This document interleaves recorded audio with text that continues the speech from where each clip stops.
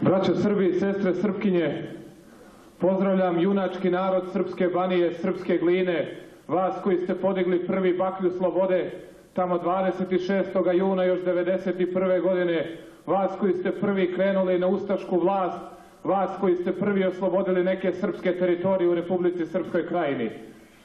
Nikada ovde više ustaška vlast neće moći da dođe, nikada više oružanim putem, nikada više onako kako su to namerili, onako kako je zločinački režim Franje Tuđmana već pokušao. Vi ste ih u tome na najbolji način sprečili. Pokušat će drugačijim, perfidnijim metodama, uz pomoć međunarodnih sila, zapadnih zemalja, a preko njihovih slugu u Beogradu, tu mislim na Slobodana Miloševića i njegovu nesrećnu ženu Mirjanu Marković, i njihovih jataka ovde u Krajini, predsjednika krajinske vlade Borislava Mikelića.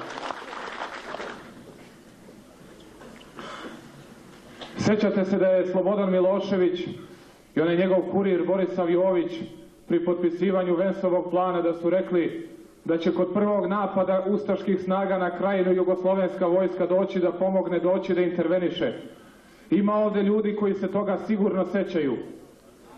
Šta je bilo, koliko je puta napala Hrvatska Srpsku Krajinu? Nekoliko puta.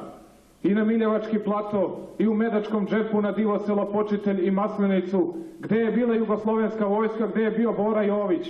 Nigde niste mogli da ih vidite, nigde niste mogli da ih čujete. Lagali su. Lagali su jer su to nečasni ljudi, ljudi kojima nije do morala, ljudi kojima nije do srpstva. Šta je još uradio Slobodan Milošević? Po nagovoru one njegove žene. Prihvatio je bio onaj Vensovenov plan, želeći, sećate se, tad je Republika Srpska trebala da dobije 42% teritorije bivše BiH, ali bez kopnenog koridora za Bosansku Krajinu, bez kopnene veze za Srpsku Krajinu. I rekao bi Milošević, eto braćo, hteo sam da živimo zajedno, a sad ne možemo, nemamo više nikakvu kopnenu vezu, pa ćete morati u Hrvatsku. Sve je to hteo predsjednik Srbije, ali na veliku sreću srpski narod u Republici Srpskoj, srpski narod u Republici Srpskoj Krajini su odbacili njegove izdajničke namere i dalje se junački bore za slobodu sopstvenog naroda i za održanje svojih teritorija. Vi se, braćo, ovde ne borite ni za šta što nije vaše, već samo da sačuvate ono što je oduvek bilo srpsko. I to mora ostati srpsko. Šta još radi Slobodan Milošević? Sećate se pre 3 i 4 godine da je svako večer na državnoj televiziji bilo u dnevnicima po 20 minuta, po pola sata o onome što se dešava u Srpskoj Krajini, o onome što se dešava na Baniji, Kordunu, u Lici. Šta sada ima na državnoj televiziji?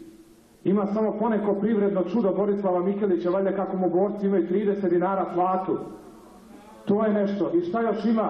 Kakvo je vreme u Krajini? Eto šta njih samo interesuje. Ništa više nema od vesti u Krajini. Kao da je to inostranstvo, kao da je to u Hrvatskoj. Neće moći.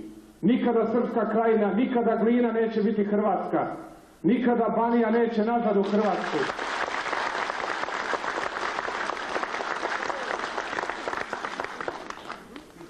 I ono što je ostalo u Srbiji simpatizera Slobodana Miloševića, onih koji tek sad shvataju svu pogubnost njegove politike, kada ih pitate, ne znaju u kakvoj će državi živjeti sutradan. Niko više ne zna ni u ovoj sali za kakvu se državu zalaže Slobodan Milošević. Hoće li mu to biti beogradski pašaluk ili neka Kavnojevska Jugoslavija? Kakva će to država biti? Ukoliko srpski radikali pobede i poraze predsjednika Srbije, vi znate da ćete živjeti u velikoj Srbiji, jedinstvenoj srpskoj državi, tu odstupanja biti neće. Živjeli!